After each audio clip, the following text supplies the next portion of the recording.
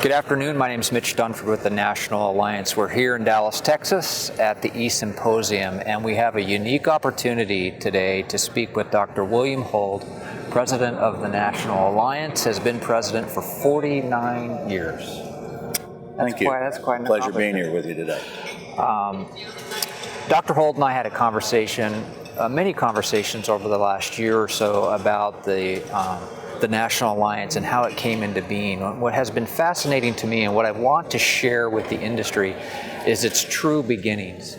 Dr. Hold is an icon in the industry, very well known, highly respected, but not many people know the whole story. And I think that's a story that needs to be told. And I think that a lot of people, especially young folks coming into the industry, can really learn from it. So, Dr. Hold, tell us about your childhood growing up in Miami, Florida. Yes, grew up in Miami. Originally was born in Canada, and my parents, very humble beginnings. My mother, her family immigrated to Canada from Lebanon, and my father from Germany. And they met in Montreal, and by a series of events, we ended up in Miami. And growing up in Miami, my family had absolutely no connections with insurance or risk management or anything even related to the fact that they weren't really happy with the insurance company. They thought they paid too much money. And we grew up there. They had their own businesses. My mother was a translator. And I guess that demonstrates the fact that you don't really have to have big connections or big backing to get into the insurance community in various phases. That's so true. Start off with no connections, and as we went to college, learned more about insurance and risk management, and found that it really related to what's happening in life. So if an individual wanted to be in a field that related to what's going on, that follows a human condition, risk management would be the area. Insurance would be the area, because it's forever changing, and it never becomes irrelevant. Insurance will always be relevant from the days that the camels crossed the sand dunes to today. So let's go back in time a little bit to your high school experience. Did you plan on going to college? No, not at all. We played football in high school. We were very fortunate. We won the state championship. And my original intent was to go to heavy equipment driver's school. And in fact, I got so far as buying a pair of boots. Really? That's as far as I got close to that. And I wasn't too effective then or timely in whatever my work was. So I missed the registration date, but I had my boots, I'll tell you that. And I never went there, and I decided that after working in a factory for a while at the Miami International Airport, that I didn't want my life to be governed by whistles blowing where I could have a coffee break, not have a coffee break, and when I could leave work. But this was not for me. I decided then to go to college and went to Florida State. I had one suitcase. I looked like a real immigrant then, and I had my one suitcase, got on a Greyhound bus in Miami and yeah, went to Tallahassee? Never been there before. Why'd you choose Florida State? I just heard it was okay. There was this wasn't today's world where you take your children to orientation and you ask little Edna, "Do you like the color of the bricks? Were they nice to you at orientation?" There was nowhere. My orientation was get off the bus with your suitcase and try to find a dorm to live in. That's right. And then go to the gym and get an IBM card where you could register for classes. So you started at Florida State, and what were you studying? General studies in the beginning, and then I had a finance major. And one day I was in the hallways, and a professor came up to me and he said, "You know, you make pretty good grades. Would you like to be?" Well, he said, "Would you like to have a $450 scholarship?" And that's a lot of money, because at that time I had a little door-to-door dry cleaning business.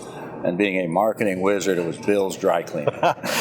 So this was to support yourself with your undergraduate. A dry cleaning business? A little dry cleaning, door to door. Okay, that's awesome. So they said, when they offered me a $450 scholarship, that's a lot of money back in 1960, really. And I said, "What do I have to do for that?" They said, "Well, you need to be an insurance major." And I said, "You have your man. I'm in." So I had a lot of electives, and that's how I got started in the insurance community. And the important point, I guess, for people these days is if you do something that's a little better than other people, and you excel in something just to some extent, there's always somebody to that will help you.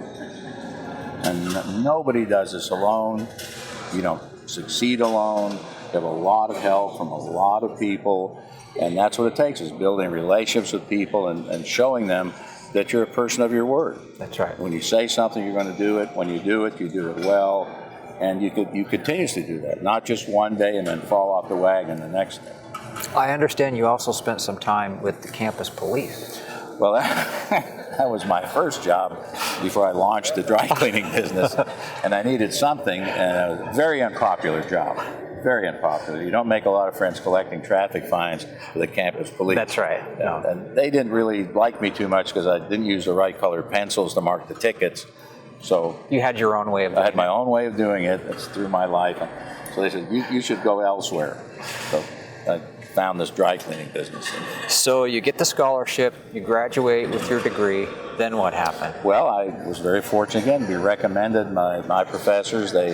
Because we had no money, to get me a fellowship at the University of Wisconsin. They had an opportunity at Wharton School or Wisconsin. I chose Wisconsin, and then there that I got my master's degree and my PhD, and then after that, the University of Texas. Okay, so you graduated with your PhD, and then you went to work.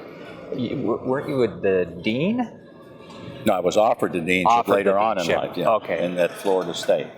So tell us about the experience that led up when the two gentlemen came into your office when you were faculty at Texas. Yes, well, 49 years ago, almost 50 years ago, I was in my office at the University of Texas, and two individuals walked in who I'd never ever seen before and said, "We've heard about you," which didn't sound good originally, and because it probably was nothing good. And they said, "We have this idea about an education program, and you might be interested." And I asked them several questions about, well, do you have any money or financial backing? They said, "No, we have nothing." Do you have any people that could help us with this, some staff, if you will? They said, "No, we don't have anybody either."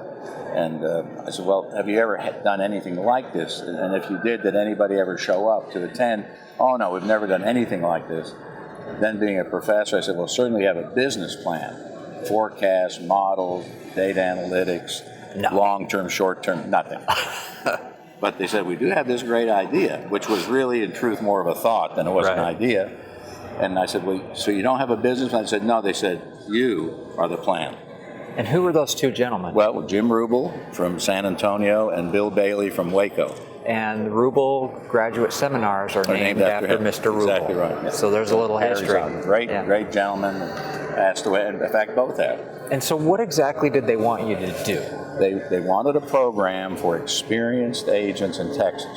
And they wanted a program that would be continuing. That just because you got your designation doesn't mean you had it forever without doing anything.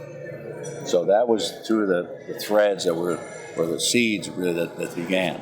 And was there something unique about Texas?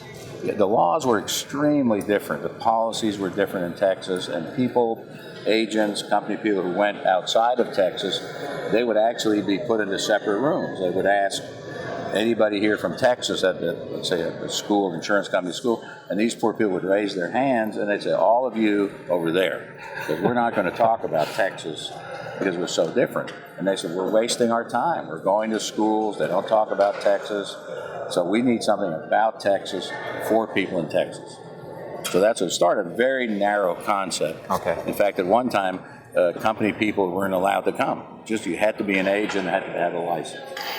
So let's fast forward 49 years. Next year will be our 50th anniversary. Did you ever, in your wildest imagination, envision something like what it is now?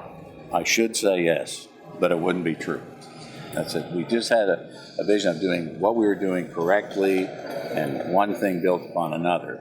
But I think there's very few people. I'm sure that some that sit down and have this global vision of things. I don't think there are many of them. I think there are people who have a zest for what they're doing. They really care about it. And in many cases, the money isn't really the most important thing. It's getting it done, doing something a little bit different. And I think you'll find that true in most cases. That, people don't see that. We're not all knowing. There's so many twists and turns in life and in business. predict all this stuff doesn't Absolutely. happen. What would you say has been your greatest reward through all of this? The greatest reward is, at this point, is the relationships we've built with people over the years. When we can honestly look people in the eye and say, we've had a 40-year relationship with this group, a 30-year relationship with this group. People that have co-workers that have worked with us for 25 and 30 years, that you can sustain those kind of relationships through all the ups and downs, through all the challenges that people face, and still talk to them, still be friends with them. At this symposium, Richard Kerr was a student of mine. We've had a great relationship for 40 years, and you don't see that anymore. You ask yourself, how many friends have you had for 40 years? Right. How many clients have you had for 40 years? Or if you really want to go a little farther, how many people have you been married to over the last 40 years? That's usually more than one or two. Right. Or three. It was interesting this morning when you spoke, you asked people to stand up that had one of our designations. And in a room of 200 people, I think 3/4 of them stood A lot up. of people stood up. It's amazing the impact that the National Alliance has had on the insurance industry itself. We've been very, very fortunate because we did something a little bit different. We're very serious in our goals, very serious in our standards. And in spite of what all the people said, people adhered to that. They wanted something that they knew they were going to be treated fairly, they knew it had substance, and for any designation or degree to have success, you have to attract good people. Nobody wants to be part of a losing group or a group of people that aren't aggressive or aren't successful. So as they used to say in Texas, you just throw a saddle on a winner, right? That's right. And that's what people did. And so we've been able, and it builds a culture. So when people come to the program, they understand this is the way it's run, this is how you act, this is how you're going to be tested. And over the years, we've built that culture. There's a lot of young people coming into the industry. We need a lot more, but what would be your advice to a young person starting in the insurance industry? There's so many paths you could take, and I'm very taken with the fact that doing something that you have some real interest in and some little bit of a passion for. Mm-hmm. If you want to come in the insurance industry and you love cars or you love boats or you love airplanes or you love other things like that, there's a place for you in a business so that when you're learning about the business, it's not a horrible burden. That, oh my God, I got to study all this stuff again. Where you said, well, I'm interested in that. Right. And then you can branch out into all kinds of areas. So you can be in finance, you can be in mathematics, you can be in marketing, you could be in investments, and all this stuff fits into the industry. And you can move from one subject or one area to another and still be in the insurance business, as you can geographically. You can work anywhere in the world in the insurance business. That's true. And move from country to country or city to city and still be as relevant as ever. So it's a tremendous amount of flexibility. What people have to get over is this initial belief by too many people that's not a very exciting business. There's not financial rewards in it, and nothing could be farther from the truth. Well and said. you have the opportunity to have your own business if you want to, have your own agency or to have a part of an agency. Well said. Well, thank you, Dr. Holt. Thank you. Appreciate you taking time. Appreciate to the come by. time. Thank you all. Good luck, and if people need some more information about beginning in the business or a career, please call us at the National Alliance. We would appreciate it. Absolutely. Thank you. Thank you.